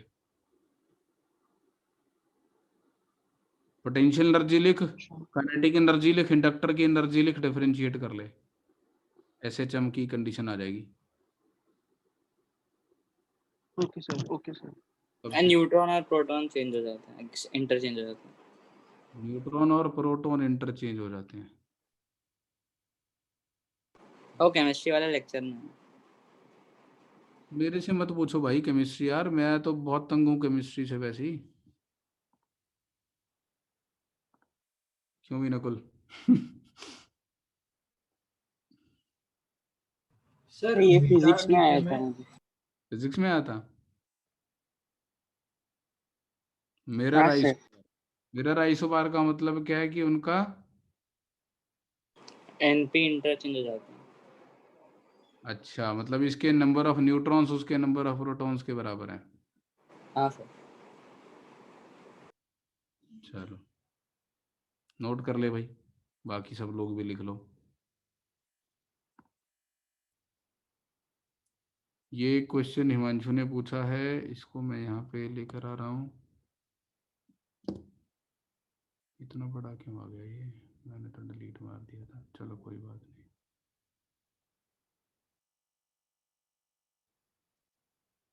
तो ये क्वेश्चन है, एक de Broglie wavelength of neutron at 27 degree Celsius is lambda, what will be the wavelength at 920 degree Celsius. तो टेम्परेचर से कैसे रिलेट करें, तो काइनेटिक एनर्जी को 3/2 के टी, वेर के इज बोल्ट्जमैन कांस्टेंट। न्यूट्रॉन को मोनोटॉमिक गैस की तरह ट्रीट कर लो आप, और मोनोटॉमिक गैस की आप टेम्परेचर के साथ जो एनर्जी लिखते हैं तो 3/2 nRT होती है ना, तो 3/2 kT एक एटम की एवरेज काइनेटिक एनर्जी। अब लैम्डा आपका h/mv होता है, h/mv को h/√2m करेंगे और e की वैल्यू 3/2 kT, सो कुल मिला के लैम्डा 1/√, ऑफ टेम्परेचर के प्रोपोर्शनल। ठीक है, तो न्यूट्रॉन जैसे मैटर के लिए आप डी ब्रॉगली वेवलेंथ को टेम्परेचर ऑफ द सिस्टम से रिलेट कर सकते हैं बाय दिस थिंग। क्यों भी हिमांशु, क्लियर है? Yes sir. एक पुलकित ने पूछा भयानक सा क्वेश्चन, वो भी ट्राई करके देखते हैं।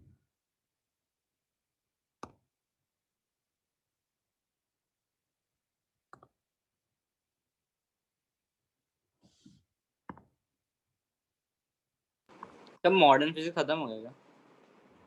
मॉडर्न फिजिक्स में हमने, अब हमारा वो रह गया, क्या कहते हैं, सेमीकंडक्टर्स, जो कि जेई मेन का टॉपिक है। एक चैप्टर रह गया सेमीकंडक्टर इलेक्ट्रॉनिक्स, तो उसकी नेक्स्ट वीक में मैं आपकी क्लासेस अरेंज करवाऊंगा। अभी मैं नहीं पढ़ाऊंगा उसको, मैं रिवीजन शुरू करूंगा, तुम्हारी एक्स्ट्रा क्लास अरेंज करूंगा मैं मॉडर्न सॉलिड्स एंड सेमीकंडक्टर्स की। तो कुछ एक्सपर्ट लोग हैं जो बहुत अच्छे से पढ़ाते हैं, वो आपको पढ़ा देंगे, बाकी बाद में डिस्कशंस कर लेंगे हम लोग। सबका पहले का लेक्चर लिंक नहीं है मॉडर्न फिजिक्स का, बाकी का 5 लेक्चर शुरू का। तूने मेरे को व्हाट्सएप किया था, हाँ सर, मैंने क्या रिप्लाई दिया था? आज कर देंगे आप। फिर उसके बाद दोबारा मत पूछो, हम्म, जब अपनी बात हो गई तो why do you ask the same question again, confirm करने के लिए कि मुझे याद है कि नहीं। सर एक ये क्वेश्चन है, ये KVPY 2012 का क्वेश्चन है। KVPY में तो डरावने क्वेश्चन होते हैं, चलो ट्राई करके देखते हैं। तो stream of photons having energy 3 electron volt each impinges on a potassium surface. The work function of the potassium is 2.3 electron volt. The emerging photoelectrons are slowed down by a copper plate placed 5 millimeter away. Potential difference is 1 volt. The maximum distance the electron can move away from the potassium before being turned back. तो कितनी energy से आ रहे होंगे photo electrons? Maximum 0.7 electron volt. हाँ sir. तो अगर हमारा दोनों प्लेट्स के बीच का पोटेंशियल डिफरेंस 1 वोल्ट है, तो और यूनिफॉर्म इलेक्ट्रिक फील्ड मान लेते हैं, तो 0.7 वोल्ट का पोटेंशियल डिफरेंस कितनी दूरी पे होगा? अगर 5 मिलीमीटर का गैप है तो 3.5 3.5 मिलीमीटर तक हो जाएगा। तो यहाँ से निकलने वाला 3.5 मिलीमीटर तक पहुंचते पहुंचते 0.7 वोल्ट से रिटार्ड हो जाएगा और रेस्ट पे आ जाएगा। तो ये आंसर है। हाँ जी पुलकित जी, मेरी उम्मीद से आसान निकला क्वेश्चन।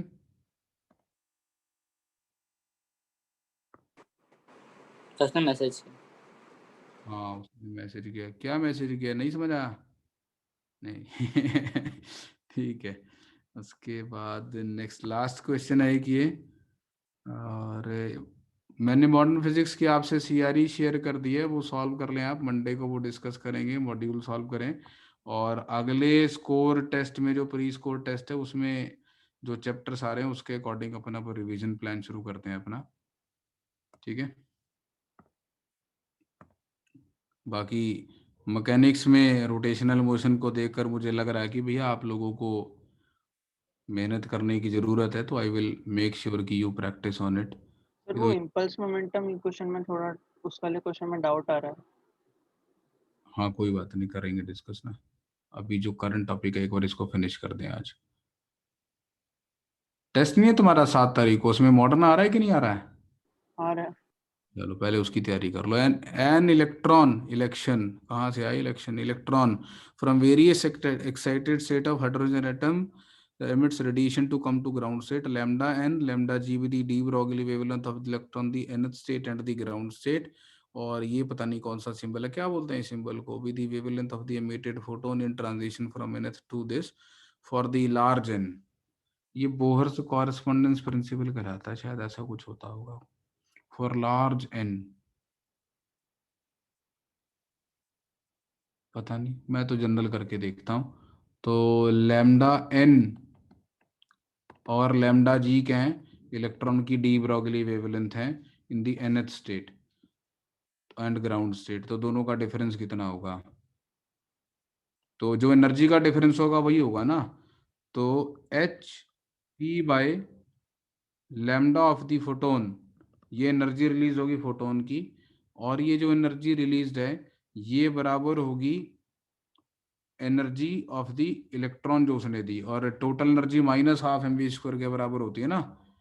तो final energy, initial energy minus final energy, तो इनिशियल एनर्जी हो जाएगी हाफ mvn² इलेक्ट्रॉन की, इसमें से माइनस करूंगा माइनस का हाफ mvg², राइट। तो H C by lambda N is equal to ये, और अब इसमें से मैं हाफ कॉमन ले लेता हूँ, m कॉमन ले लेता हूँ, नहीं कॉमन कुछ नहीं लेता, इसको मैं ऐसे ही लिखता हूँ। तो ये हो जाएगा half mvg² minus half mvn²। अब इसको क्या अप्रोक्सीमेशन क्या लगाऊं मैं? इसको डी ब्रॉगली वेवलेंथ से कैसे रिलेट करूं?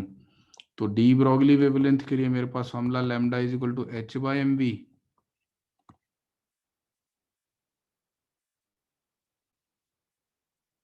तो v को मैं लैम्डा की टर्म्स में लिख दूं और यहां पर पुट कर दूं।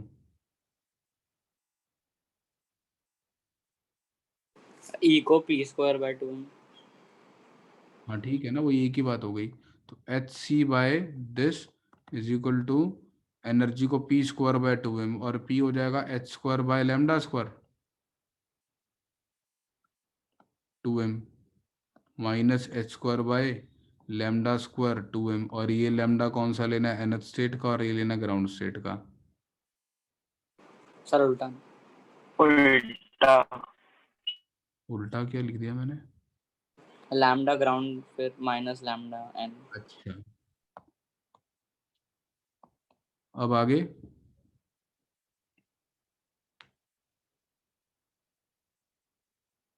तो या तो इसके स्क्वायर के प्रोपोर्शनल लेना होगा या इसके स्क्वायर के प्रोपोर्शनल लेना होगा, ऐसा कुछ आ रहा होगा यहाँ से। लार्ज एन से क्या हो जाएगा? एन लार्ज होने से क्या चीज इग्नोर हो जाएगी? लैम्डा जी या लैम्डा एन? बताओ। जी इग्नोर हो रहा, वरना कुछ मतलब नहीं। अगर v क्या होता है? v is equal to V naught Z by N, है ना। तो जितना आप आगे चलते चले जाएंगे, ठीक है ना, तो इसको रिलेट ही कर देते, बेटर रहता। मैं पहले इसको n की टर्म्स में कन्वर्ट कर लेता सारी चीज़ों को, उसके बाद अप्रोक्सीमेशन लगा लेता। खैर सोच लेते हैं, जब n लार्ज होगा तो स्पीड कम होगी, स्पीड कम होगी तो वेवलेंथ ज़्यादा होगी। तो पहले तो इसको रीअरेंज कर लेते हैं। लैम्डा n कितना आएगा? तो ये λn² lambda g² upon λn² minus lambda g² जैसा आ जाएगा। अब इसमें से हम जैसे जैसे एन लार्ज होता चला जाएगा स्पीड कम होती चली जाएगी, तो वेवलेंथ ज़्यादा होती चली जाएगी। तो lambda N is going to be greater than lambda G. और अगर ये यहाँ से छोड़ दूंगा तो ये यहाँ से कट जाएगा, तो लैम्डा जी के स्क्वायर के प्रोपोर्शनल आ जाएगा। है ऐसा कोई आंसर?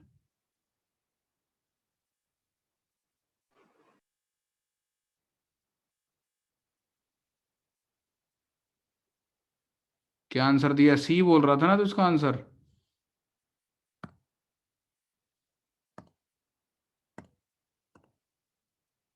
सी ऑप्शन क्लियर नहीं है, क्या है ये?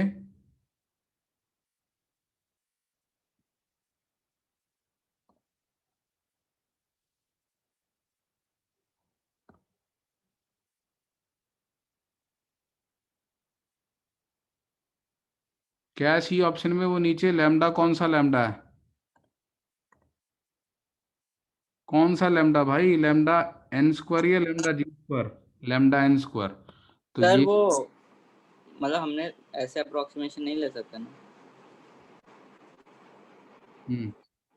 मतलब वो उसको शायद लैम्डा एन स्क्वायर को बाहर लेके वो 1 minus lambda G by lambda N square वाला उसको फिर ऊपर लेके जाके 1 plus lambda G square by lambda N square, फिर तो फिर lambda G square plus lambda G to the power 4 by lambda N square आ जाएगा। कितना आएगा? Lambda G square plus lambda G to the power 4 upon lambda N square. अच्छा, binomial लगा के। हाँ सर। तो इसकी प्रोपोर्शनैलिटी आएगी इसकी, राइट? अब ये सी ऑप्शन से मैच करता दिख रहा है क्या? सी ऑप्शन है it is equal to B by lambda N square. A plus B by lambda N square. यहाँ तो सी ऑप्शन ए प्लस तो नहीं दिख रही, बस खाली प्लस। नहीं, ये कुछ है तो सही है। ये वो क्या? बनाया हुआ कुछ। ये कुछ बनाया तो हुआ है। तो I think A plus B by lambda square ऐसा कुछ देना चाह रहा है ये। अगर ऐसा है तो फिर सी ऑप्शन करेक्ट है। सर ऊपर लिखा भी ए बी आर कॉन्स्टेंट। ये बहुत सही ढूंढा तुमने। ऊपर लिखा भी है A and B are constants, तो ये A plus B by lambda square जैसा है। ठीक है।